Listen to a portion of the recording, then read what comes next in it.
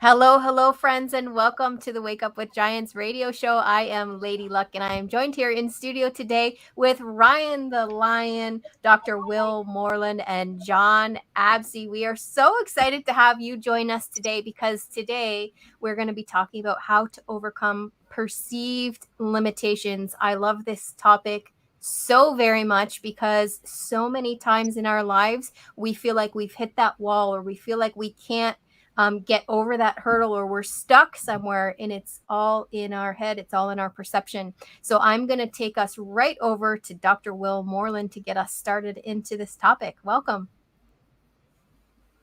Well, thank you guys so much for having me as a guest host. I'm super excited about being here. And yeah, you are right.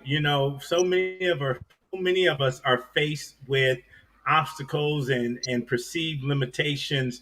But I know the individuals on this program with me tonight, I know that you have faced obstacles, that you have faced challenges, but you've been able to get over them. And that's what we're going to be sharing tonight, some of that insight that we've gleaned over the years to help the listeners get over those stumbling and limitations that they face. And so let's have a great show, guys. I'm really excited about being here.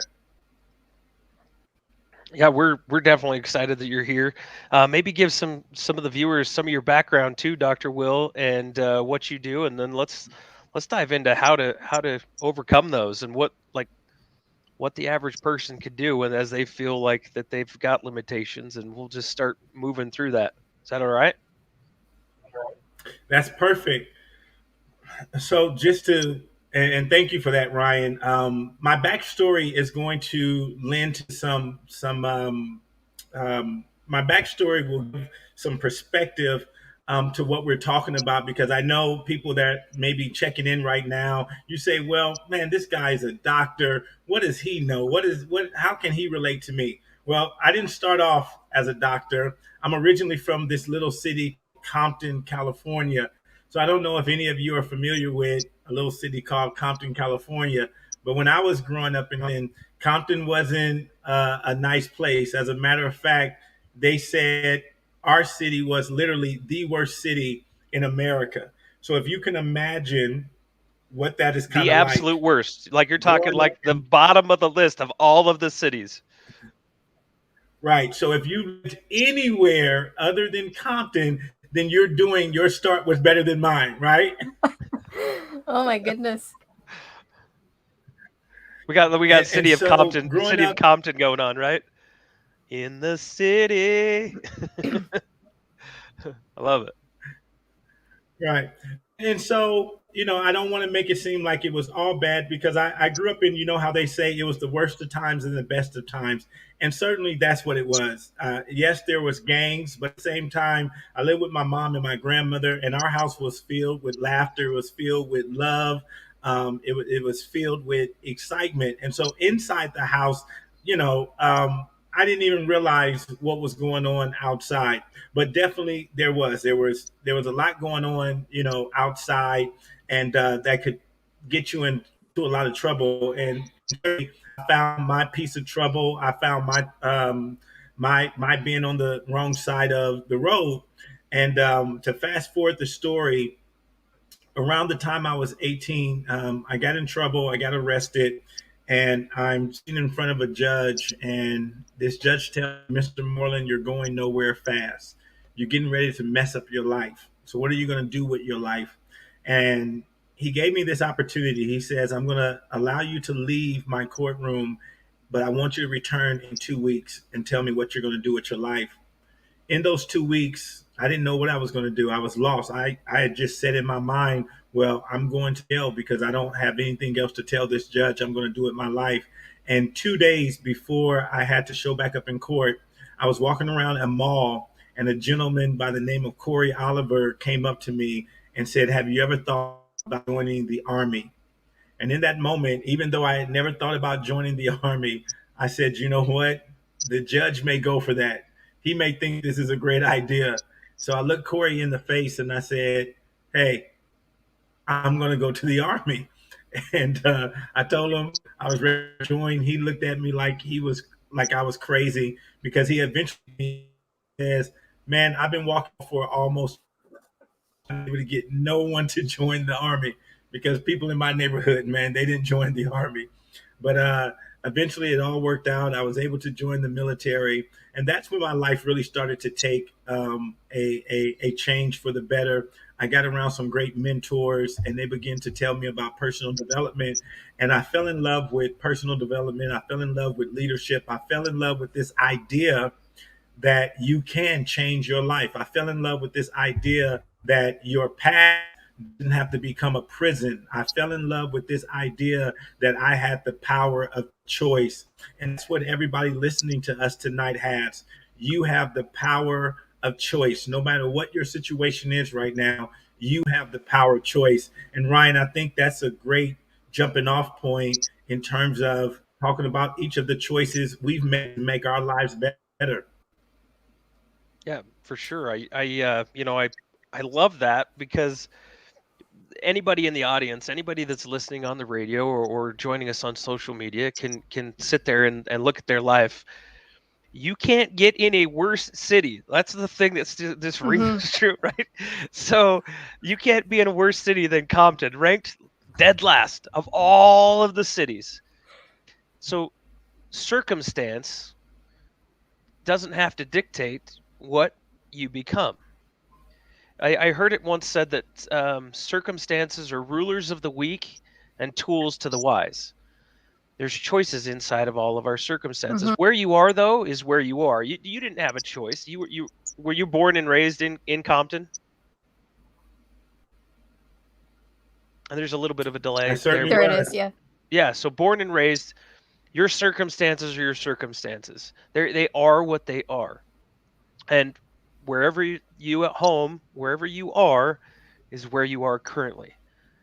But yeah, and I'm going to jump in there and talk when I love the word, the power of choice, because I talk to my kids about choices and I love that where Ryan took it, and you are where you are. And I'm going to be the one to say it on the radio. It doesn't matter if those choices are shitty choices. You could look at them and think these are two shitty choices. You still have a choice to make, and you still have the wherewithal within you to move forward with one of those choices without fear and in a powerful way. It's still a choice. They might be shitty choices. And I say to my kids all the time, you might not like the choices that are in front of you, but you still have a choice. So let's move forward, right? And I love that you use the word power, the power of that choice, because even if they are two shitty choices and you don't like them and they both look horrible to you, you still have power within that choice. I love that you said that. It's incredible. John, you too, like your story is fairly interesting as well, and not just fairly interesting, it's absolutely amazing. If you haven't logged on and joined a Tribe of Giants or Wake Up with Giants TV and watch John's episode as well. Dr. Will was on our show, and both of their backstories are phenomenal. Do you have any insight on that too, John? So about circumstance and this is probably, I already know the answer to this, but no, fire away. I was really fortunate because it's funny. I remember, and I don't know if I talked about this on your show last time, but I remember sitting around. I had Derek Parra, the Olympic gold medal speed skater, and Bill Schupenauer, the Olympic bobsledder, and and all these people, and Doug Osmond, and everybody Bill was on our show too. Bill's amazing. Yep. Love him. And everybody was talking about how they grew up and the struggles that they had in their life, and I actually felt guilty because I never had those struggles. I was really fortunate that I was from a little spot. We were like the city right above you, Will. I came from a little farm town of 8,000. It was like Mayberry. And I had a great family. I mean, I just had everything great. But so it was hard for me because I really felt like I had it too easy in a sense. You know what I mean? Mm-hmm. Listening to everybody else talk. But it was fun and really interesting to listen to their choices and their decisions that they made that brought them down a bad path. But then they made another choice that brought them right back out of it. And then they were able to get back to the community and they were able to change their life. But the one thing that, that I can say when it comes to choices is I just remember, when I was trying out for the Jazz is I was too afraid to make that choice to go to the NBA and to choose a city, because I had three choices. It was Seattle, Sacramento, and Utah. And I chose because I was too afraid not to call anybody back. And thank heavens that, God was looking out for me, because he had Grant Harrison call me and say, what have you done? Are you taking a job with us, or did you take one with the other guys? But so I would have screwed myself over big time. But that was just because of the fear inside of me. Mhm. And I wasn't sure what was going on outside the world of, East Grand Forks, Minnesota, a little farm town. So yeah, choices are, and the fear of making a choice, it can be overwhelming. I think that's pretty interesting, because I knew two different backgrounds, two giants, different pathways that both led to the same or similar outcome of, I'm going to call it, being giant in your field or where you were at. It's incredible. And you didn't always make the right decisions. I'm sure you made some mistakes. Me and John were talking and Melissa were talking before the show. We were talking about how many of the stunts for the Utah Jazz went wrong because we were having some technical difficulties hopping on, and we were just like, like these limitations. Like, why are these? There are these limitations, and I said, did it always go well for you? And he said, no. What did you say? 60% or so, or what was the number? About 60% of the time. 6%. Yeah, they went didn't go as planned. But like another 40% actually worked out better than what I had actually written down. So you don't always have to make the exact right choices. No, I think what happens is too many people feel that, I need to make this choice, and if it doesn't go down the path that I wanted, they get all discombobulated. But I think what people need to understand, just like when I would do a skit, and just kind of how I've learned to live my life, is it's just a rough draft. Everything I do is just kind of a rough draft. I remember I'd go out there, and when I would talk, his name was Alan Handy, and he was amazing. He was our on-court host. And I would go up to him before the timeout, and I'd be like, okay, this is what you need to say. This is how it's going to start. And this is where I need the ending to be. This is going to be the final thing. Mm-hmm. This is where I want it to go. Everything else in between, you and I are just going to ad lib. And we did really well with that. And the reason is, if you don't mind me keep talking here, but I was actually doing a show with the Phoenix Gorilla, and we practiced and we practiced and we practiced and we practiced so much that when we went out on the court, it didn't go as planned. And I got locked up because I was like, now what? Because we planned it so good that this is how it's supposed to go. Yeah, I didn't know what to do. So that was my lesson that I took back to Utah here. And from then on, I literally, like I said, everything was ad-libbed. Like, we just went out there and it was like, okay, this is where I want to get to. How I get there, I don't know. It's going to happen, but this is where I want to be at the end of my, of my skit. And I think you can kind of correlate that with life. As everybody, I want to be a doctor. I want to be whatever, something, a politician. But just because your path has a hiccup doesn't mean you can't get back on that path. Yeah, I love that. And what I hear in that is that you let go of control over how it was going to happen. You had that outcome in your mind, but you let go of control of that pathway and how it had to be. And Dr. Will, I'd love for you to talk about control a little bit and how that limits us and how that keeps us back, because we feel like we have to have that control over exactly how things are going to happen. And when that control is kind of lost, or when that control is not there, that's where the fear keeps us limited. Can you talk to us a bit about that? Yeah, I love that whole concept that it's just a rough draft, right? It's just a rough draft. I love that so much. I'm going to give you credit for the first 3 times that I used speech, and then after that, it's all mine. Okay, I'm going to give you credit the first 3 times. But that whole idea about knowing where you want to go, that's the important part. Where do I want to end up? But not being married to how you're going to get there. I tell my clients all the time, date your ideas. Date your ideas. And if it doesn't work out, let it go. Don't marry the idea. Don't make it a commitment. Don't say it has to happen like this. I knew I wanted to be successful. But I'll be honest with you guys, I would have cheated myself. I would have cheated myself if I wanted to stay in control because I knew enough about life. I was based my plans off of a thing that I knew. I'll give you uh, I recently moved back to the United States from living in St. Martin for 2 years. Well, 20 years ago, I would have never written that down as a plan to live in St. Martin because I didn't know St. Martin existed.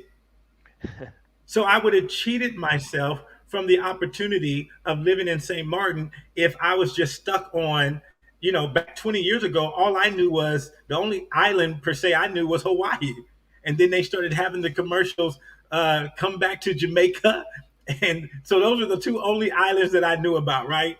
Hawaii and Jamaica. I would have never, in my wildest dreams, would have written down St. Martin because I didn't know it existed. And so when you think about that concept of just having a rough draft, saying, I want to get from Phoenix to New York. I want to get to Phoenix to New York. I know that's where I want to end up. I want to end up in New York. In my mind, if I look at my resources, I may say, oh, well, I need to drive a car because I can afford a plane ticket. And if I'm locked into driving the car, I may miss the opportunity for Ryan to say, hey, Will, won't you come fly with me a jet? See, if I was so locked into riding in the car and driving the car, I would have missed out on an opportunity. And so It's like many people, blinders, right? Melissa, It's so many people do this.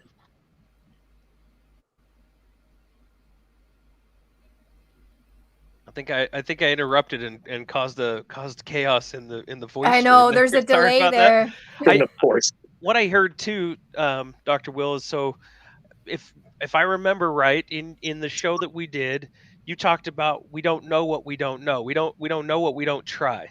I think that was part of the thing. And like if you haven't ever had sushi before, you don't know that experience of having sushi. And so you're saying I don't like sushi, and so you limit yourself to not having sushi.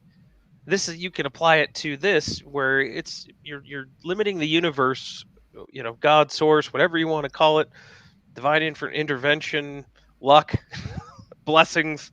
I don't know what you want to call it, but you're limiting to a singular path, Hmm. and you can miss all of the other things that could unfold if you step outside of the limiting belief.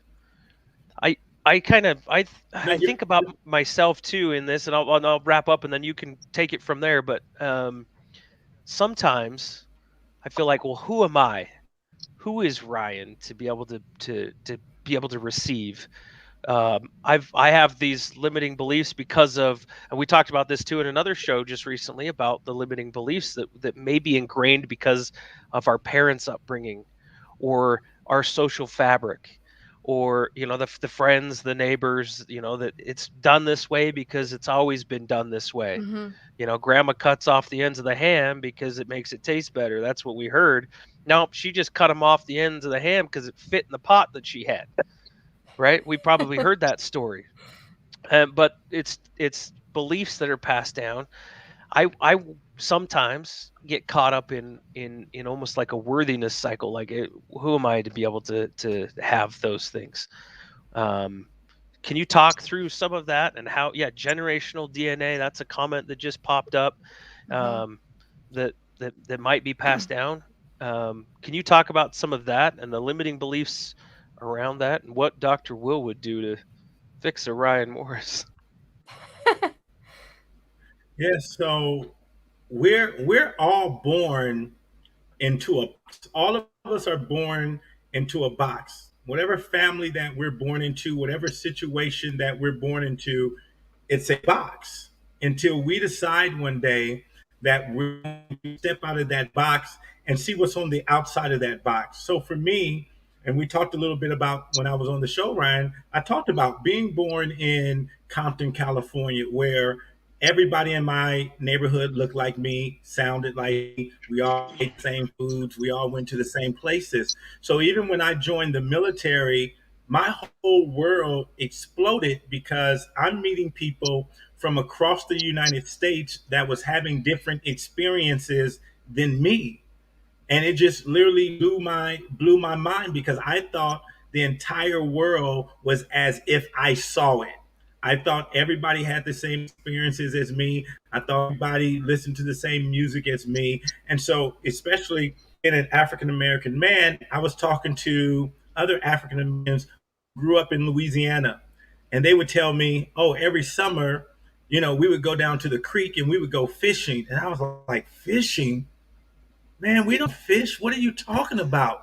And then I would talk to some of my brothers from North Carolina, and they say, "Man, we would go down to NASCAR every summer." NASCAR? Man, we don't go to NASCAR. What are you talking about, NASCAR? Then I would talk to my buddies down in Florida, and they would say, "Oh, man, we go gator hunting." And I'm like, "What are you guys doing? We don't go gator hunting. What are you doing?" And all of this was because I was in my box. I was in my box. Yeah. And then the Army played a real nice trick on me, and they sent the little kid from Compton, they sent me all the way to Germany. So now, not only am I'm out of my comfort zone, I'm in a whole different country, a whole different culture, a whole different, right? Yeah, probably And doesn't look anything realizing like Compton. everybody, exactly, everybody doesn't live like Americans, right? Everybody doesn't live like Americans. So over there, everybody wasn't watching football Sunday, right? They weren't watching baseball. They were playing soccer. I said, "Soccer? Who plays soccer?" Right? And then I found out, wait a minute, the rest of the world outside the Yeah. United States Yeah, Yeah. almost soccer. everybody. Most popular sport in the world. Yeah. Yep. Most popular Soccer. popular sport in the world, right? Most popular sport. And when you talk about fans, you talk about sports fans. There are no sports fans like soccer fans. I mean, these individuals were crazy, right? So if you're listening to us and you're saying, "You know what? I kind of feel like Ryan feels. Like, am I worthy?" Here's my thing. There's an author by the name of Cynic, and he made popular start with why. Start with your why. But I've taken that a little bit further, and what I like to tell people, just the fact that it's possible, just the fact that it's possible should be enough motivation for you to go and try to do it. The fact that it's possible. I don't need a humongous why anymore. For me, the fact that I can get on an airplane and go to Italy is possible. I want to do it. The fact I can get on a plane and go to Uganda, I want to do it. The fact that I can get on a plane and go to Mexico, I want to do it. I don't need no big why. The very fact that it's possible should drive you to live your best life possible, because it's possible, irregardless of where you started from, irregardless of your educational background, irregardless if you had a silver spoon or a wooden spoon in your mouth. Here in 2021, whatever you practically want to do, it's possible, and that should be enough to drive you. I love that. I love watching my children test what you call the box and test the limits of the box and see where they belong. And my daughter's favorite saying, she'll hear something and she'll just look at me and she'll go, "Is that even a thing? I didn't know that was a thing." And she just starts to question why that is and how it can happen. And I just love when she looks at me and says, "Is that even a thing?" Like and I can see that she's questioning, her box and what's on the other side, what's on the outside of that. I think it's so incredible to watch our kids do that and to encourage them in doing so. Absolutely love that. Something that, talking about the box and the family, and something that I talked to a friend of mine about just a while ago is even though we're in that box and we live together, and you think that I have three beautiful daughters, And thank heavens my wife is the one who raised them. So, because they'd have been all messed up if it was me. But I mean, but we sit there and it's interesting to me how each one of my girls is different. And as much as we feel that we have influence on our kids, you know, it's like you were saying, Dr. Will, is about how I just about called you Doc, but so, Dr. Will. But I mean, but I think it's interesting how it's really not us who influences our kids. It's the society and the environment, like you were saying, because if you really look at it, when you look at our kids, I got to see them a little bit in the morning before they went to school. And then after school, they were in sports and doing homework. So, I mean, you really only get to see them probably 2-3 hours out of the whole day. But everybody else, their friends, their teachers, you know, their coaches, everybody else that they interact with are the ones who basically are developing their ideologies and their personalities. And I love sitting down because when I talk to them, it's interesting to see what each girl believes in. And like you said, you know, like who would question this or who would question that, you know? Yeah. I don't know. I think it's interesting about family. Yeah, and that's an incredible thing about the last year and a half in this pandemic is actually having that much more time with the kids. Mine were home in online learning for a year and a half, and actually having them home and witnessing the people that they have become and have been becoming all of these years when they're away from home and they're with their friends and they're at school. And it was eye-opening to me, and I was in awe of the little people they are.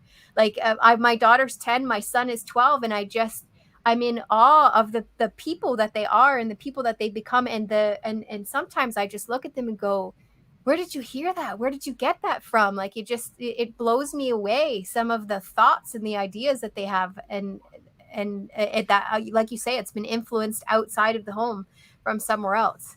It's been very eye-opening and an incredible experience to learn that and have that with them, have that knowing with them at such a young age. Dr. Will, you look like you were going to say something there. No, I know we're need to go to a break here pretty soon. I won't be long, but yeah, you're absolutely right. Our kids are so fascinating. My son is 11, and to your point, I just sit back and I listen to him, and I have this dialogue with him, and it's always fascinating. And then I have an 18-year-old daughter, and to your point, she's out the house and she's living in a whole different state. And so when she calls back and she's asking us these questions, I'm like, whose house did you grow up in? Like, because I thought I had taught her some things. I thought that she knew some things. And I'm like, wait a minute, we failed as parents. If you're asking me this question right now, we failed as parents. So, yeah, our kids are a great window to how we think and literally what's really going on. That's all I wanted to say. Yeah, no, I love that. Ryan, do you have a thought about that before we go to break? I was wanting to talk about, and we could talk about this on the other side of the break too, but and just maybe a setup is like exploring like what is the box that you're in, like taking inventory of where you're at, because where you are, you are. We'll go back to the original. Is that look, if you're in Compton, California, you're in Compton, California, and you look around and reality is staring you in the face of where you are. It's the gaining the consciousness, maybe the courage to be able to step outside of the box that I could see maybe a little bit difficult in somebody's mind or maybe in their heart or you know the worry, the doubt, the fear, the shame, the judgment that could all come with that ensuing decision to explore outside of the box. I'd like to talk about some of those, maybe help some other people to be able to gain some of that courage so that they can step outside of the box, start thinking a little bit differently. Like, how do you get outside of it? What's outside of the box? What are the possibilities? Because those are all perceived limitations. I liked how Hugh had said, he commented and said, the only reason I'm in the box is because I want to be in the box. And that's an interesting thought. We talked about this on another show as well, where you are the sum total of all your thoughts. You're exactly where you are because that's exactly where you want to be, where you chose to be. And so it'd be interesting to kind of dive into that, the thinking behind that, and okay, so where you are, now where can you go? How do you get there? and move through. And I'm sure more comments will pop up. John, do you have another comment No, before I we was go to just, break? it's kind of interesting what you said, and maybe I'm completely off topic here or off, but the way you said is you're exactly where you wanted to be. But what if, I mean, is it almost possible that people could kind of sabotage where they want to be, or like where they say they want to go? But this is, like, I mean, almost for me, I wanted to get to the NBA, but I sabotaged myself, you know what I mean? By not calling anybody back. I mean, is that kind of where you're going, Ryan? Yeah, I'd love to talk about self-sabotage, and I'm sure Dr. Will has some thoughts on that, because there's a lot of people that do. I've done that in relationships. I've done it where I didn't feel like I deserved it. Subconsciously, I went into sabotage mode, and my operating system prevented me from doing certain things, or just almost just took over, and that I ended up blowing up relationships, blowing up, the really, I really wanted it, but then did I? And Yeah. then, so we could talk about that stuff. I'd love to maybe change my thinking too behind that, and get some coaching from three of the greatest Giants on this call. So let's All right, go to break, let's go Melissa. to break. Yeah, and then I'm gonna start the timer right now. We're gonna take 2 minutes. This is where the radio show will insert an ad break when they run us on Cat Country, so we can just talk for 2 minutes about anything. We're Still still live on social media. Yep. socials. Yeah, we're still live on socials. But no, I love that we're gonna get into self-sabotage, because I often sit back and think, did I sabotage that or not? What did I really want deep down? What kind of thoughts popped into my head when that happened, or when that person asked me that question? Did I really deep down say that I wanted it, but I really didn't want it? I go into that thinking often, just to be aware of it. Yeah, I think a lot of times when people, they might feel passionate about something, but I think a lot of times if you don't want it, like you said, you kind of fake it, but you half-ass the whole time, you trying to get there, waiting for something to happen that's going to make it impossible for you to do it, or a reason for you not to do it. You know what I mean? And because I think, I can think of a couple times that I've done that where I didn't want to do. Matter of fact, I got one. So I remember Travis Pastrana wanted to have me go out and do a backflip on a motorcycle, and they called, and he was out at Rocky Mountain Raceways out at the track doing his backflips, and they were filming, and I'm like, in my head, I was just like, oh my God, I do not want to do this. This is exactly what I don't want to do. But all of a sudden, because of the costume, my ego went, okay, I'll be there. And the whole way out, I'm driving and I'm just sweating. I'm like, I'm going to kill myself. But my ego would not let me get away with it. It was like, the bear has to do it. The bear can do anything.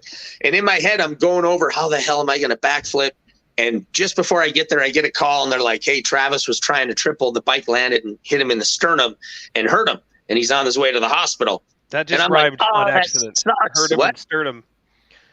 Got hurt him in the sternum. And they hurt him in the sternum.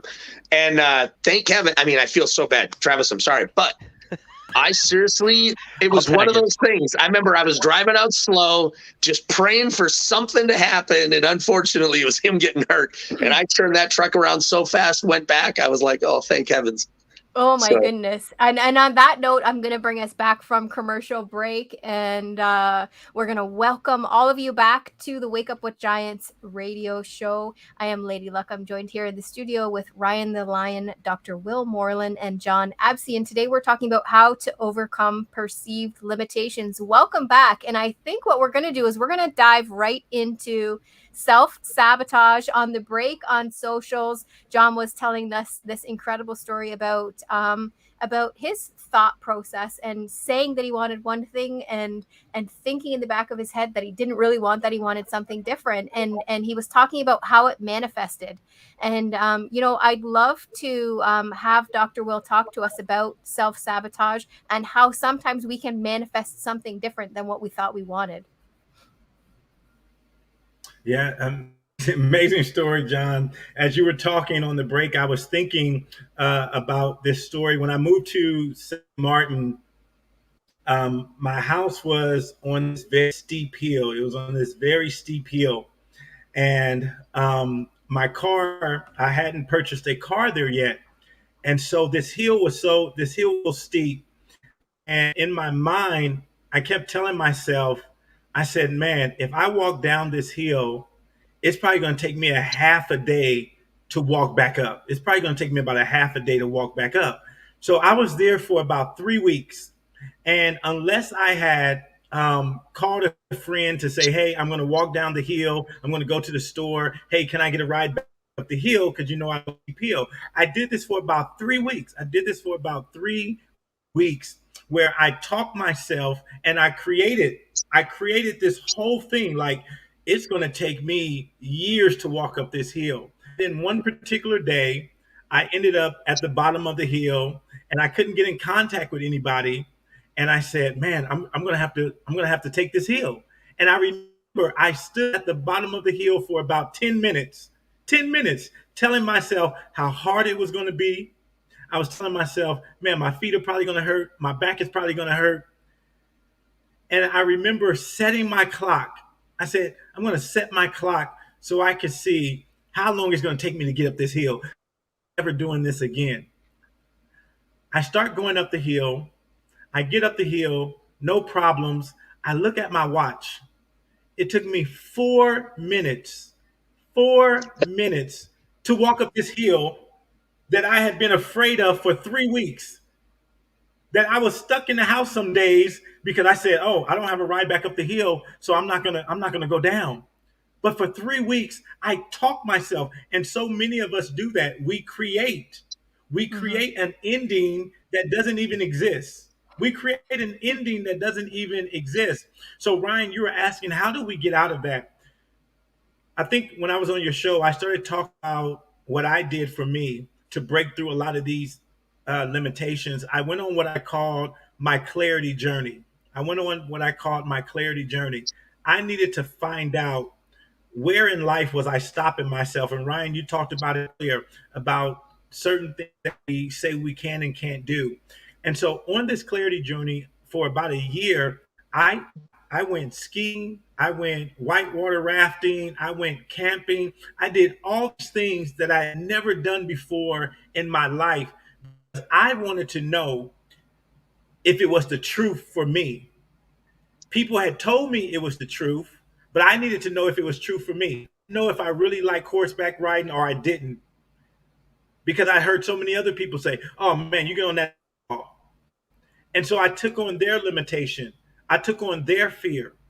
So I Mm-hmm. had to go ride a horse for myself to find out if I really liked it. I went camping and all these different things. I started eating different types of food. You talked about it earlier. Man, you're talking about a dude from Compton. Am I supposed to be eating sushi? I didn't know. But I just had some the other day, right? Because I found out that man, I love those California rolls. Right? I didn't know the California rolls because I lived my whole life saying, "Man, you're a black dude from Compton, man. You don't eat sushi, man. We don't do that, right?"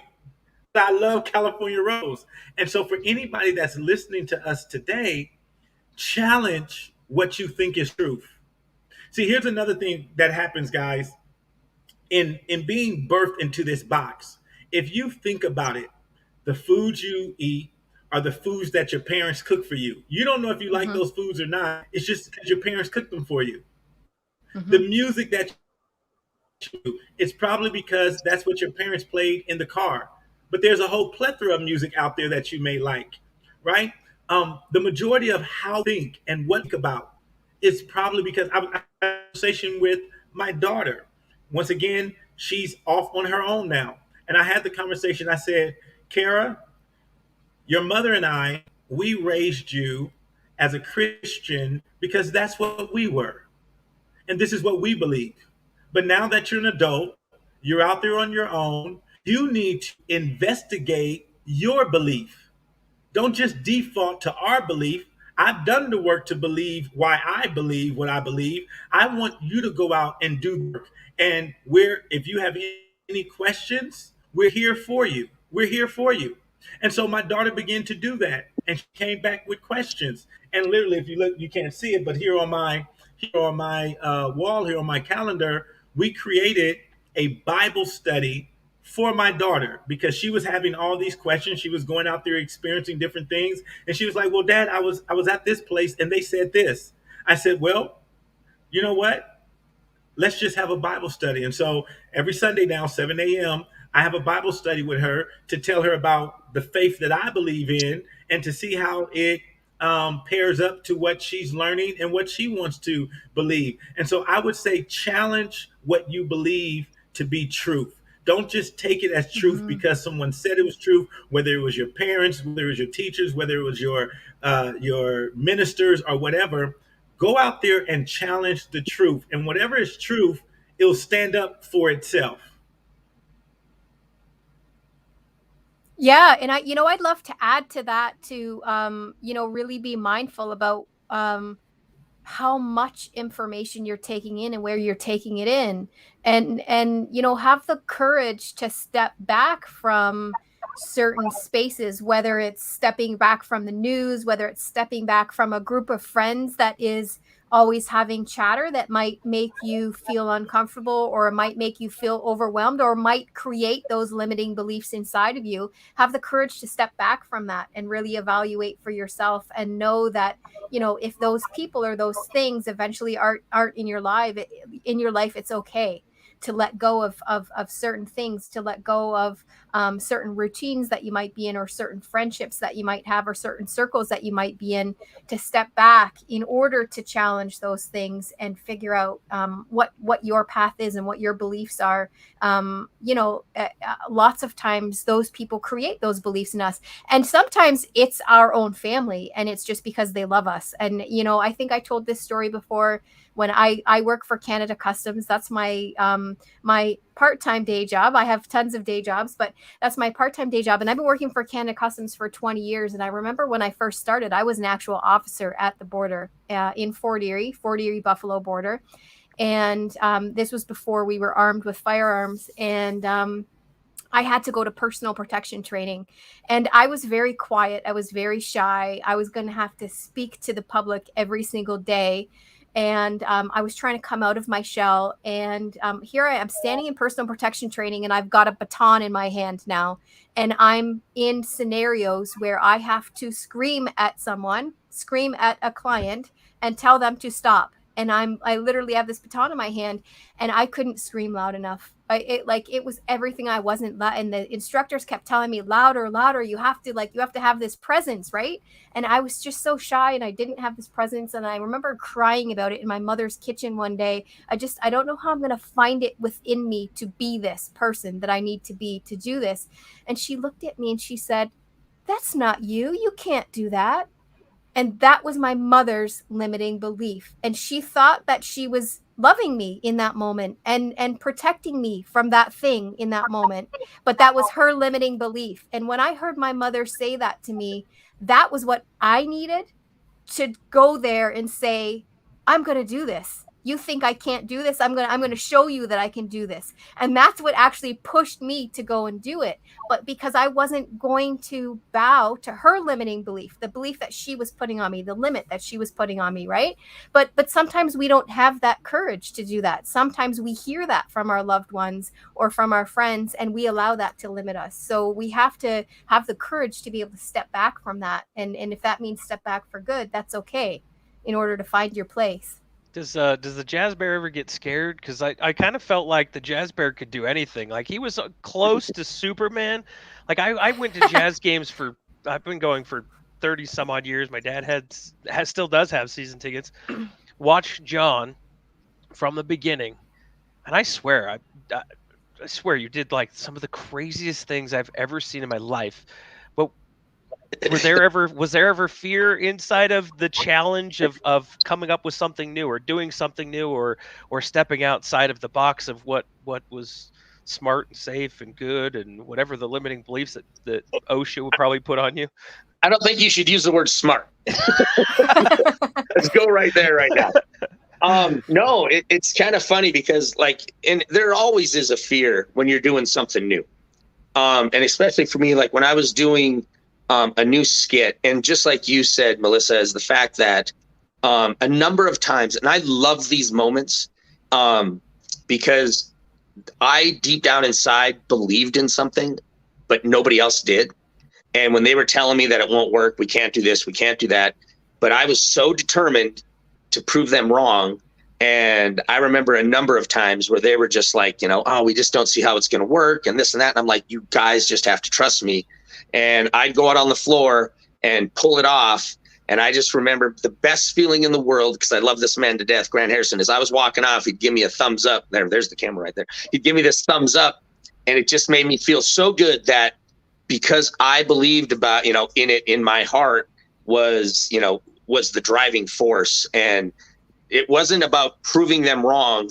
It was about basically saying, trust me, that when I screw up, I'll take full responsibility, but trust me right now. And then the other part, when you were talking about fear, I think fear is really important is you have people that they get paralyzing fear when they do something. And that to me isn't good. Then again, you get those people that are like, oh, look, I'm not going to be afraid of anything, but that's not good either. And a great example is when I was coming out of the ceiling, I would get belayed in. They would lower me out on a rope, and I'd always walk up and they'd hook me in, and then I'd climb over the railing, but I was hooked into a rope and I was hooked into another lanyard.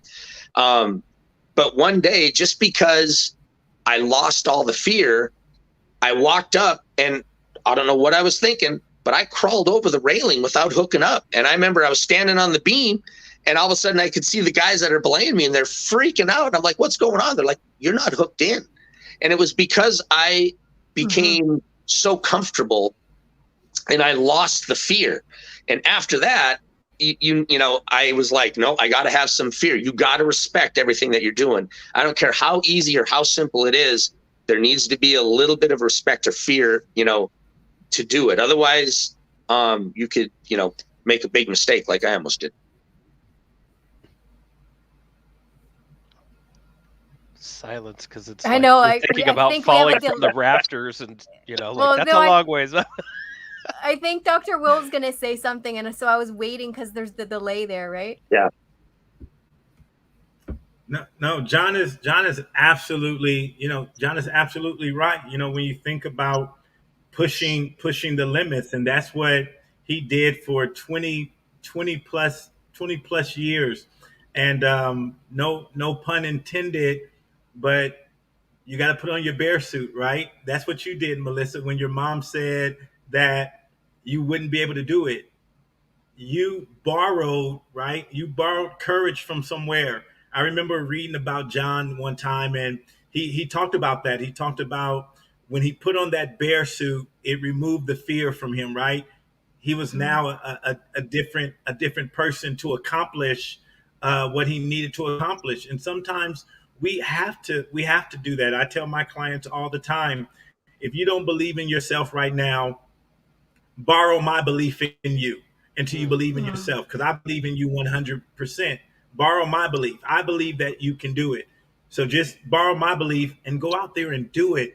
And so many people, I talk to so many people on a daily basis, and it hurts me so much just to see how many people limit themselves because of perceived obstacles and perceived struggles and limitations out there. Like, we live in this amazing world. We live literally in this amazing world. I was thinking about, Jeff Bezos and Richard Branson. These gentlemen said, you know what? We want to go to the moon. We want to go to space. And I just saw a 90-year-old William Shatner go into space. And it goes back to what I said earlier, simply because it's possible. We don't need no other reason beyond, man, it's possible. So if it's possible, let's test the limits. Let's test it. Let's see. Everything that we're doing right now is because someone said we were going to test the limits. We're on this streaming platform because someone said people in New York and Utah and Phoenix should be connected so they could do a show. Let's go make that happen for them. Let's go make that happen for them. And so that's what excites me so much about life right now. We talk about the box that you're born into. And once again, no one gets to choose your skin color. No one gets to choose whether you were born in Minnesota or whether you were born in Utah, whether you were born in Canada or born in New York, born in Compton. All of that was chosen by whoever does the choosing for that, right? But what I do know is how we want to experience life and how we want to finish off life. We get to choose that. I tell my daughter, for 18 years, you had to conform to my idea. For 18 years, you had to conform to your mother's idea. Now, for the next 7 years, it's all on you. We'll be here to support you, but it's all on you to make the choices to where you want to end up. And so, one of her first choices was, okay, you see my choice. Well, I don't want to go to college. I want to go to the Navy. Hey, wait a minute. Hey, that wasn't my choice for you. I got this Hey, 529 hey, to the part. didn't mean it. Talking I about, said it, I've but I been didn't putting mean this it. money in this 529 for you for the last 18 years. I could have bought me a boat, but that was her choice. And I had to be okay with her choice, right? Because it's her life. And that's what I want Mhm. everybody listening to us to realize today. It's your life. We're connected with other people in life, but at the end of the day, it's your life. I tell my family, we're not going to heaven as a collective. You have to make that individual choice for yourself. You're not going to get there because of my good deeds or your mom's good deeds, or we don't go as a Moreland family. We don't have tickets stamped to heaven.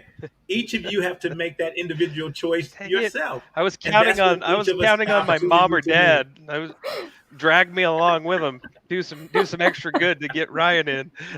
I want to get up there. They'll be like, "Yeah, I don't know. Just that one thing you didn't do." Thank heavens we love your mom. Yeah, We'll let you. yeah. But my mom. I like the personal accountability behind that, though. Yeah. Is that your choices have the consequences, good and bad, right, wrong, whatever they are, whatever label you put on those. But um, it goes back to my conversation a little bit, or my comment rather, about being the sum total of your choices. But Mhm. at any time, the choice is yours, and the possibilities. I love that. Like, what is possible? Everything, anything, whatever you want. You're giant. It's all inside of you already. We'll just believe in you. The four of us will just believe in you until you can believe in yourself. You can borrow it from us. Mhm. We got some extra bear suits. Put them There you on. go. I love it. I love it. And make it a powerful choice. Even if you don't like the choice, make it powerful. Find a way to make it a powerful choice. I love that. I And love just powerful do something choices. small too. Like, I mean, if Yeah. you're scared to death, just take like a little baby step. Take a little step. See what happens. Oh, okay, still okay. Now another one. We call them giant steps, but giants just take small steps. They're just giants. Smalls take small steps to become giant. Your capacity will grow as you take on more and more and more, and move forward, and start seeing yourself the way that we see you. That's it. That's all I got. You know, that's no, And that's it. you know, that's so true. And this is what I tell everybody, and John will relate to this. Show number 750 was far better than show number 1. Mhm. But to get to show number 750, you got to do show number 1. You got to Mhm. do show number 1. There's no way. You can't leapfrog to 750. You have to do show number 1. And that's what Ryan was saying. What is the small step? Doesn't have to be doesn't have to be that that small a giant step for you. Something as simple as, I'm going to take a different way to work tomorrow. I've been going the same way, and it's amazing how even now when I drive around my city, I try on different occasions just to go and get lost in my city. I'm just going to go drive. And I found the best restaurants. I found the best sites. I found the best, just opportunities just by going to be a tourist in my own city. I'm going to be a tourist in my own city. I'm going to go eat at a restaurant that I probably wouldn't have normally ate at before, just so I can get a different experience. I love to just go and sit places and with people that I would have normally never had an opportunity to meet with if I just stayed, on my couch or just stayed in my little box. And so it is now more time than ever break out and experience. If the pandemic has taught us anything, it's taught us that life can be changed and tossed upside down in little minutes and moments, and that life and the next day is not promised. And so I've made a challenge to myself that every day that I'm alive, I'm going to live. Every day that I'm alive, I'm going to live. And I'm not just going to let a day pass and just think it's another. Every day that I'm alive, I'm going to live. Dude, I love that. I love that. Like you said, tomorrow's not a guarantee. I just completely lost where I was going with that. But I do love what you said, Will. That's true. Tomorrow's not. There's no guarantee in life, and so like take it. Put on the bear suit. Take it by the horns. Be the lion. Be the Will. Be the Lady Luck. Start being what you want to be, and you'll get what you want to have. Absolutely. All right, we've got about 4 minutes here. Does anybody have any final words, any final advice for all of our listeners? John, I'll let you go first. Oh, great. Thanks, Melissa. Put the guy that was a mime for 25 years on the spot. I love tonight's topic. I thought tonight was really, really interesting and listening to Dr. Will's insight. But I think if I could say anything, talking about choices and stuff is, it's hard. Everybody struggles with choices. But I agree with what you said, Melissa, is you do have to make a choice. I mean, you just do. I think the worst mistake is not making a choice. The second worst mistake is taking the easy choice. I think that, pushing yourself and finding out what you're made of in some of these situations, putting yourself in a situation that, I made the choice. And like you said, Doctor, what you said, Dr. Well, is, you're from Compton and you were in an easy spot when you were in the military, when you went to Germany. But that is what really builds you as a person, and those experiences of being in an uncertain situation. So if I were to say something to anybody, is just, always make a choice, make it a pretty decent, hard choice, and get yourself in those situations so that you learn from them and you can find out who you are. Thank you. I love it. Dr. Will, what are your final words for all of our listeners? Yeah, I just want to champion what John just said, right? Make a choice. If you think about life like this maze and you're riding around in this little car, you make one turn and now you're stuck. Well, just make another turn. Just make another turn. Just make another turn until you find your way out. If you stop turning, you never find your way. So as John said, just keep making another choice. This choice didn't pan out like I thought it was going to pan out. Make another choice. This one didn't pan out. Make another choice. But I see if you keep making choices, you will eventually get to that sweet spot. I love that. I resonate with all of that so much. Ryan, do you have any final words for our listeners? Yeah, just quick. And just allow yourself, as you're doing that, allow yourself the grace, because you will make mistakes. That's part of it all. That's part of the growth. We're our biggest critic. We're our harshest critic, usually. Allow yourself grace and the space to realize that and recognize that it's all for our experience. There's growth inside of the fear. There's growth inside of the pain. There's growth inside of the hard. On the other side of it, you can look back and go, wow. And then have the gratitude for those experiences that come your way. And then take off those blinders. We'll talk about, the blinders and seeing, be open and allow and be open to the flow that the universe and the God, that whoever you want to believe in, will provide and open up doors and opportunities for you, and you'll start seeing those limiting beliefs just fade away. And I'm gonna add in one thing that I always do with my kids. This helps with the young ones in particular. Is I just always allow them to sit in the fear for a minute. Allow them to sit in the fear for the count of 5, and we count to 5. We sit in the fear, we feel the fear, and then we move past the fear. And so that's my final thought for everyone. Is if the fear is there, and you have to make this choice, and you're scared of the choice, and you're scared of the step that you need to take, sit in it.